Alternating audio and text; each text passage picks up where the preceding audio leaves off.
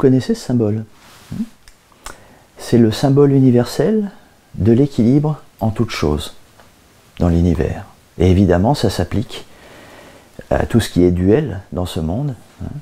Et tout est duel dans ce monde. Ça s'applique au principe féminin et masculin. Vous avez ici Monsieur Yang, avec une part de yin à l'intérieur, et Madame Yin, avec une part de yang à l'intérieur. Vous savez, notre fameuse part de masculinité ou de féminité. Alors évidemment, le petit rond, noir ou blanc, peut être plus ou moins gros. C'est-à-dire que quelqu'un qui est très yang peut avoir très peu de yin, ou il peut être dominant yang, mais avec beaucoup de yin. Simplement, c'est le caractère sexué qui fait qu'on dit monsieur ou madame.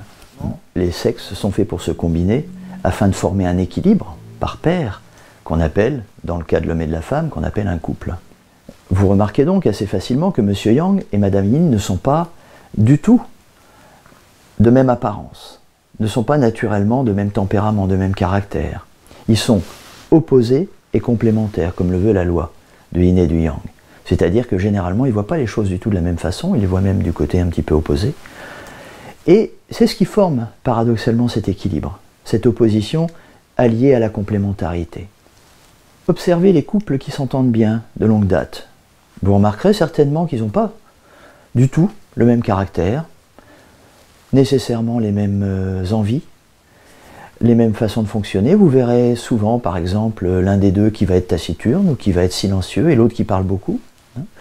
Un qui va être tempérant, qui va calmer, l'autre qui va être dynamique, qui va booster.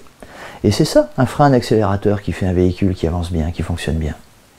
Par contre, vous voyez, une personne seule, lorsqu'elle se rend dans une agence matrimoniale ou sur un site de rencontre, dans l'espoir de rencontrer ce qu'elle pense être une âme sœur, qu'est-ce qu'on va lui demander? D'étaler ses goûts personnels, sa couleur personnelle.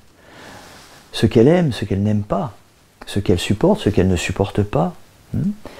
En partant du principe que si elle rencontre quelqu'un, donc il va falloir par analogie de tempérament, de caractère, de goût, trouver quelqu'un qui serait considéré comme une âme sœur. Mais en fait, c'est pas une âme, ça va être un ego, un alter ego, un autre soi.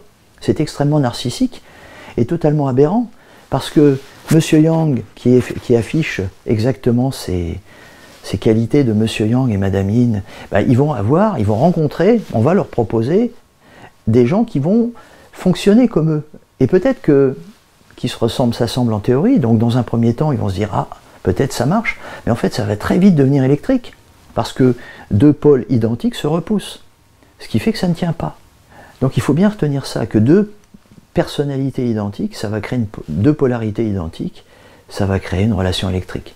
Donc ça ne va pas être quelque chose de confortable, ça va faire du pulsionnel, ça va faire du compulsif, ça va faire du passionnel, mais ça finit toujours avec des assiettes qui volent, quoi. Donc à mon avis, laissez tomber les sites de rencontres et les égos sur catalogue, ça ne marche pas. Ouvrez plutôt votre cœur à ce qui est différent, à ce que vous pensez ne pas supporter. Faites des expériences de la vraie vie et voyez qu'il y a un cœur derrière qui est différent de vous, mais que c'est ça qui devient enrichissant. Et c'est ça qui crée l'attirance. Là, on se coupe de la possibilité d'être attiré par les vrais gens, en cherchant à distance des gens qui nous ressemblent. Et on finit tous seuls, ça ne marche pas. Et vous voyez le drame du monde actuel.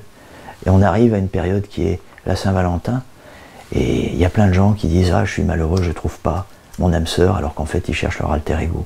Alors ils dînent avec eux-mêmes, forcément. Mon conseil, c'est sortez, observez, entraînez-vous à reconnaître les belles âmes derrière tout ce que vous n'aimez pas, ou vous croyez ne pas aimer.